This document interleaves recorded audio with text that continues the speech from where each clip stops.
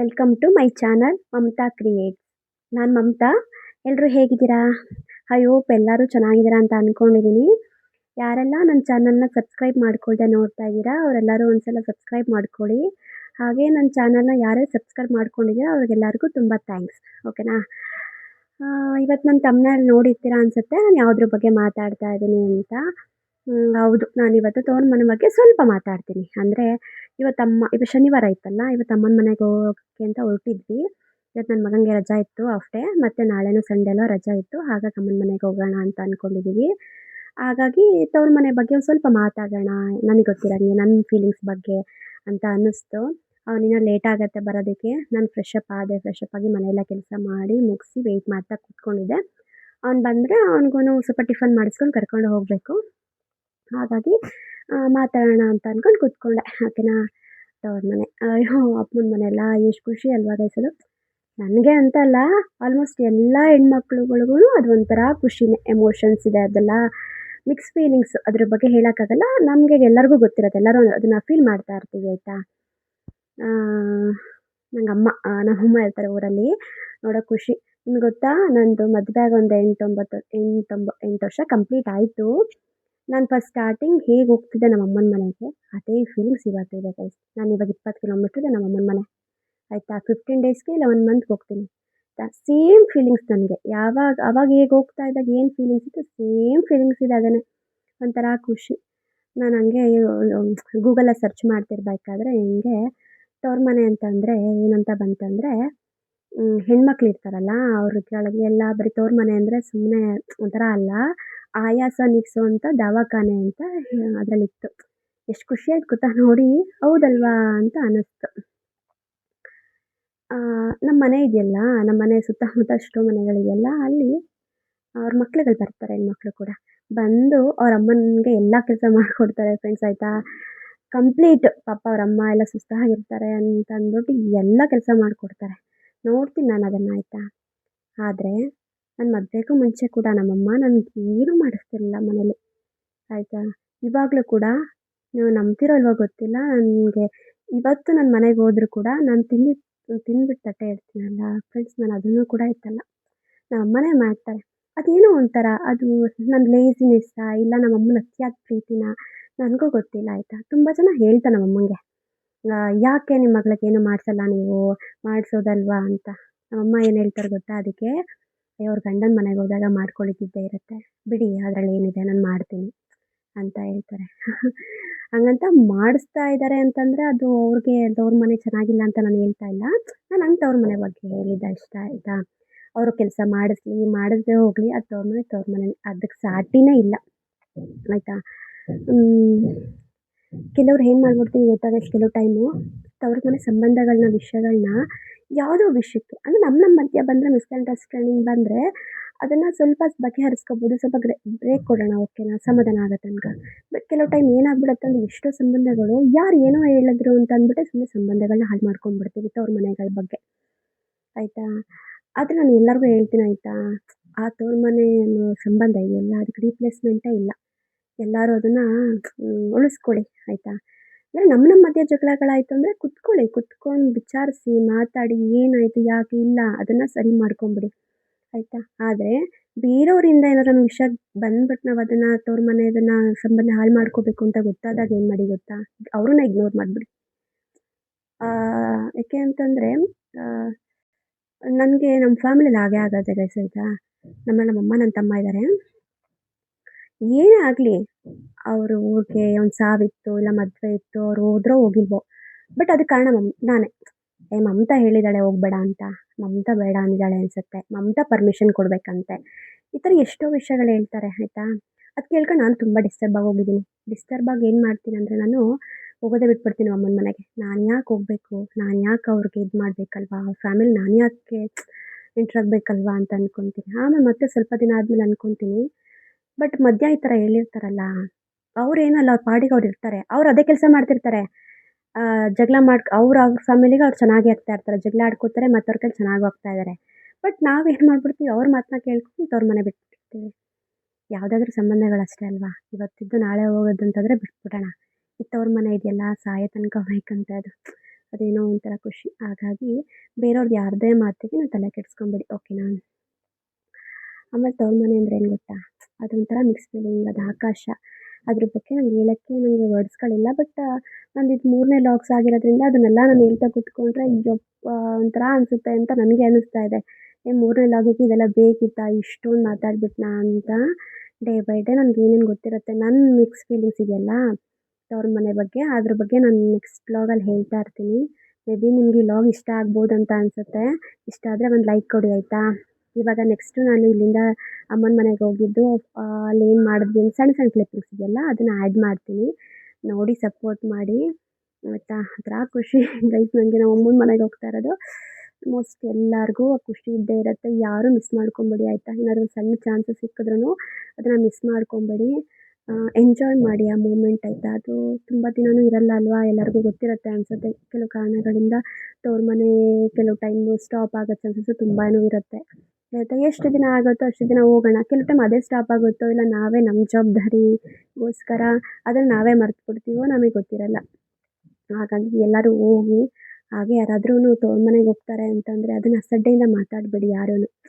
ಯಾವಾಗಲೂ ತವ್ರ ಮನೆಗೆ ಹೋಗ್ತಾಳೆ, ಯಾವಾಗಲೂ ತವ್ರ ಮನೆಗೆ ಬರ್ತಾಳೆ, ಮಾಡೋ ಕೆಲಸ ಇಲ್ವಾ ಇವಳಿಗೆ ಅಂತ ಎಷ್ಟೋ ಜನ ಇಲ್ಲದೇ ಇದ್ದಾರೆ ಆಯಿತಾ? ಬಟ್ ನಮ್ಗೆ ಇದೆ ಅಂದಾಗ ನಾವು ಹೋಗ್ತೀವಿ. ಅದು ಒಂಥರ ಫೀಲಿಂಗ್ಸ್. ನೀವು ಹೇಳ್ದಾಗ ನಮ್ಗೆ ಎಷ್ಟು ಹರ್ಟ್ ಆಗುತ್ತೆ ಅಂದರೆ ಮತ್ತೆ ಬಿಡಬೇಕು ಅಂತ ಅನ್ಸಲ್ಲ, ಅದು ಮತ್ತೆ ಬರ್ತೀವಿ. ಬಟ್ ಅದೇ ನೀವು ಅಂದಂಗೆ ಅನಿಸ್ಕೊಂಡು ನಾವು ಮತ್ತೆ ತವ್ರ ಮನೆ ಬೇರೋದಕ್ಕೆ ಬರಲ್ಲ.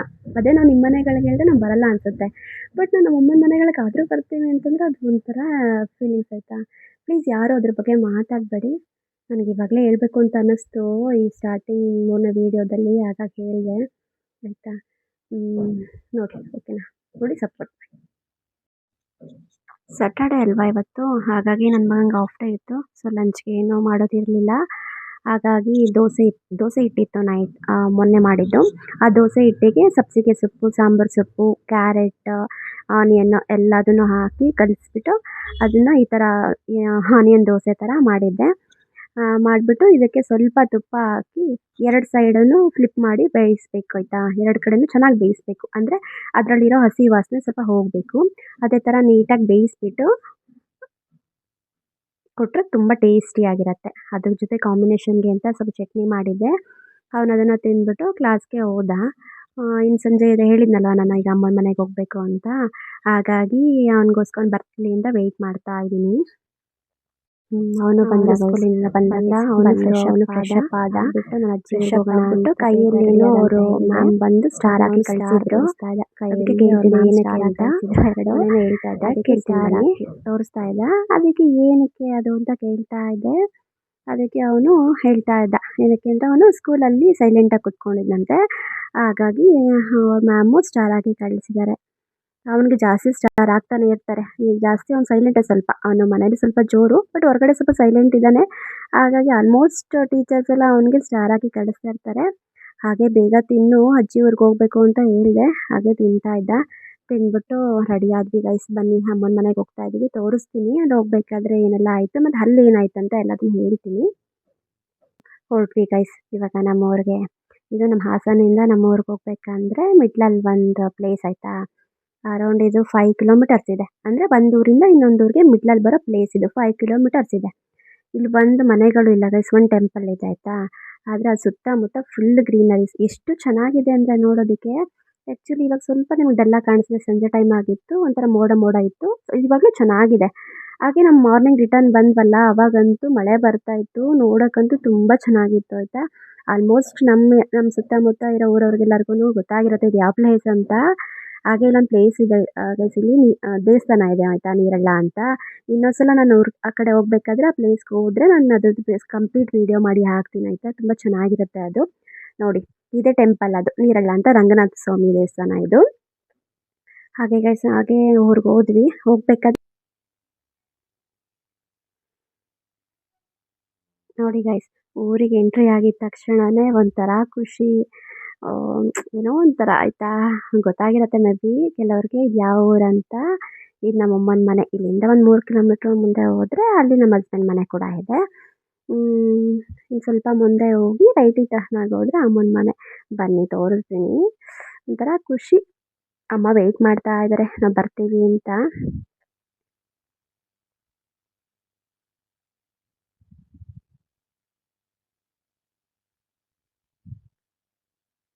ನಮ್ಮನೇಲಿ ನಮ್ಮಮ್ಮ ನನ್ನ ತಮ್ಮ ಇಬ್ಬರಿದ್ದಾರೆ ಗೈಸ್ ಆಯಿತಾ. ನಮ್ಮಪ್ಪ ಸ್ವಲ್ಪ ದಿನದಲ್ಲಿ ಇದಾದರು. ಅದ್ರ ಬಗ್ಗೆ ಒಂದು ಸ್ಟೋರಿ ಇದೆ, ಅದು ನಿಮ್ಗೆ ಒಂದ್ಸಲ ಮುಂದಿನ ಬರೋ ವಿಡಿಯೋದಲ್ಲಿ ಹೇಳ್ತೀನಿ ಆಯಿತಾ. ಇಲ್ಲಿ ನನ್ನ ತಮ್ಮ ವೆಟರ್ನರಿ ಹಾಸ್ಪಿಟಲ್ ಡಿಪಾರ್ಟ್ಮೆಂಟಲ್ಲಿ ಕೆಲಸ ಮಾಡ್ತಾನೆ. ಅಪ್ಪನೂ ಕೂಡ ಅದೇ ಡಿಪಾರ್ಟ್ಮೆಂಟಲ್ಲಿ ಕೆಲಸ ಮಾಡ್ತಾ ಇದ್ರು. ಆಲ್ಮೋಸ್ಟ್ ಇವು ಸುತ್ತಮುತ್ತ ನಮ್ಮಪ್ಪ ಎಲ್ಲರಿಗೂ ಗೊತ್ತಿರುತ್ತೆ ಅನಿಸುತ್ತೆ. ನನ್ನ ತಮ್ಮನೂ ಕೂಡ ಅದೇ ಡಿಪಾರ್ಟ್ಮೆಂಟಲ್ಲಿ ಕೆಲಸ ಮಾಡ್ತಾ ಇದ್ದಾನೆ. ನೋಡಿ ಗೈಸ್, ಇದೆ ಅಮ್ಮನ ಮನೆ. ಅಂದರೆ ಇದು ರೆಂಟ್ ಹೌಸ್ ಆಯಿತಾ, ನಮ್ಮದೇನು ಸ್ವಂತ ಮನೆ ಅಲ್ಲ. ನೋಡಿ ಗೈಸ್, ನನ್ನ ಮಗ ಅಲ್ಲಿ ಹೇಳ್ದೆ ಅಲ್ವಾ ಸೈಲೆಂಟ್ ಆಗಿದ್ದಾನೆ, ಸ್ಟಾರ್ ಹಾಕ್ಸ್ಕೊಂಡು ಬಂದೆ ಅಂತ. ನನ್ನ ಮಗ ಎಷ್ಟು ಸೈಲೆಂಟ್ ಆಗಿರ್ತಾನೆ, ಎಷ್ಟು ನೀಟಾಗಿರ್ತಾನಂತೆ. ನೋಡಿ, ಅಜ್ಜಿ ಮನೆಗೆ ಬಂದರೆ ಇದೇ ಥರ ಎಷ್ಟು ನೀಟಾಗಿ ಇಟ್ಕೊಂಡು ಅವ್ನು ನೋಡಿ ಸುತ್ತಮುತ್ತ ಒಂದು ಪ್ಲೇಸಸ್ನ.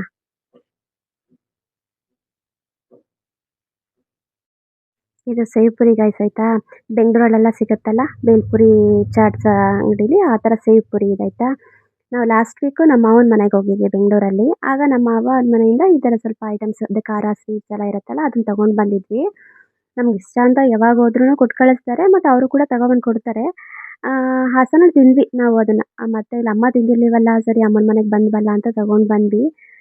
ಕೊಟ್ವಿ ಅಮ್ಮಂಗೆ ಹಾಕ್ಕೊಟ್ವಿ. ಅಮ್ಮ ತಿಂದರು. ತಿಂದ್ಬಿಟ್ಟು ಕೂಡ ಆಮೇಲೆ ಟೀ ಇಟ್ಕೊಟ್ಟು ನಾವು ಕೂಡ ಕುಡಿದ್ವಿ. ಈ ಸೇವ್ಪುರಿ ಚೆನ್ನಾಗಿರುತ್ತೆ ಗೈಸ್. ನಮ್ಮ ಮಾವ ವಿಲ್ಸನ್ ಘಾಟ್ ಪೊಲೀಸ್ ಸ್ಟೇಷನ್ ಇದೆಯಲ್ಲ, ಅಲ್ಲಿ ಬೇಲ್ಪುರಿ ಹಾಕ್ತಾರೆ. ಎಲ್ಲ ಐಟಮ್ಸು ಚೆನ್ನಾಗಿ ಹಾಕ್ತಾರೆ ಗೈಸ್ ಆಯಿತಾ. ನಮ್ಮ ಮಾವ ಒಂದ್ಸಲ ಬೆಂಗಳೂರಲ್ಲಿ ಯಾರಾದರೂ ವಿಲ್ಸನ್ ಘಾಟ್ ನಿಯರ್ ಬೈ ಯಾರಾದರೂ ಇದ್ದರೆ ಅಲ್ಲಿ ಹೋಗಿ ಟೇಸ್ಟ್ ಮಾಡಿ ಆಯಿತಾ. ಚೆನ್ನಾಗಿ ಹಾಕ್ಕೊಡ್ತಾರೆ. ತುಂಬ ಚೆನ್ನಾಗಿತ್ತು ಕೂಡ. ತಿಂದ್ವಿ, ಎಂಜಾಯ್ ಮಾಡಿದ್ವಿ ಒಂಥರ ಅಮ್ಮನ ಮನೇಲಿ. ನೋಡಿ ಗೈಸ್, ಇದು ಮತ್ತೆ ನನ್ನ ಮಗ ಮಾಡ್ತಾ ಇರೋದು ಸುಮ್ಮನೆ. ಅಂದರೆ ನನ್ನ ತಮ್ಮನಿಗೆ ಅವಾಗ ಹಾಕಿದ್ವಲ್ಲ, ಅವಾಗ ನನ್ನ ತಮ್ಮ ಇರಲಿಲ್ಲ, ಹೊರಗಡೆ ಹೋಗಿದ್ದ. ಈಗ ನನ್ನ ತಮ್ಮ ಬಂದ, ಅವ್ನಿಗೆ ಹಾಕ್ಕೊಡು ಅಂತ ಅಂದರು ಅಮ್ಮ. ಹೋಗಮ್ಮ ನಿಮ್ಮ ಮಗನೇ ಹಾಕ್ಕೊಳ್ಳಿ, ನಾನೇನಕ್ಕೆ ಹಾಕ್ಕೊಡ್ಲಿ ಅಂತ ಸುಮ್ಮನೆ ಅಂದೆ. ಅದಕ್ಕೆ ಇವನು ನಮ್ಮ ಮಾವಾಗ ನಾನು ಹಾಕ್ಕೊಡ್ತೀನಿ ಅಂತ ಅಂದ್ಬಿಟ್ಟು ಅಲ್ಲೆಲ್ಲ ಮಾಡಿಟ್ಟಿದ್ವಲ್ಲ ಅದನ್ನು ಎತ್ಕೊಂಡು ಹಾಕ್ತಾ ಇದ್ದಾನೆ. ನೋಡಿ ಎಷ್ಟು ನೀಟಾಗಿ, ಅಂದರೆ ಫುಲ್ ರೂಢಿ ಇದೆ ನಂಗೆ ಆಗ್ತಾ ಇದ್ದ. ಖುಷಿ ಅನ್ನಿಸ್ತು ಗೈಸ್, ನಿಜ ಚೆನ್ನಾಗಿ ಹಾಕಿದ್ದಾನೆ. ನಮ್ಮನೆಯವ್ರು ಅದನ್ನು ಹೇಳ್ತಾ ಇದ್ರು, ಹಂಗಂತ ಫುಲ್ ಅದರಲ್ಲೇ ಸುರಿದ್ಬಿಡ್ತೀಯಾ ಅಂತ. ನನಗೆ ಗೊತ್ತು ಅಂತ ಹೇಳ್ಕೊಂಡು ಹಾಕ್ಕೊಡ್ತಾ ಇದ್ದ. ಟೋಟಲ್ ಎಷ್ಟು ನೀಟಾಗಿ ಹಾಕ್ಬಿಟ್ಟು ಅವ್ರ ಮಾವಂಗೆ ಹಾಕ್ಕೊಟ್ಟ. ಅವ್ರ ಮಾವನು ಕೂಡ ಚೆನ್ನಾಗಿದೆ ಅಂದರು. ಅದೇನು ಗೊತ್ತಾ ಗೈಸ್, ಅಲ್ಲಿ ಸ್ವೀಟು ಮತ್ತು ಖಾರ ಹಾಕ್ತಾರಲ್ಲ, ಅದೇ ಟೇಸ್ಟ್ ತುಂಬ ಚೆನ್ನಾಗಿರುತ್ತೆ.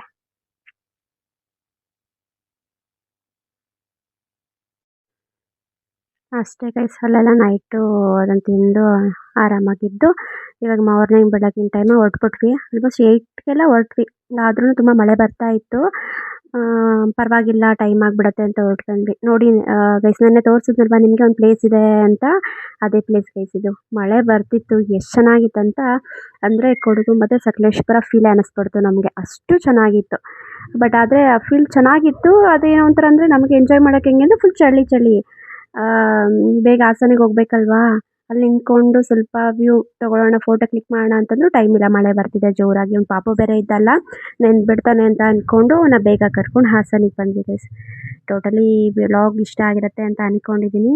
ಇಷ್ಟ ಆಗಿದೆ ಒಂದು ಲೈಕ್ ಕೊಡಿ, ಓಕೆನಾ. Thank you, bye. ನೆಕ್ಸ್ಟ್ ವ್ಲಾಗಲ್ಲಿ ಸಿಗ್ತೀನಿ.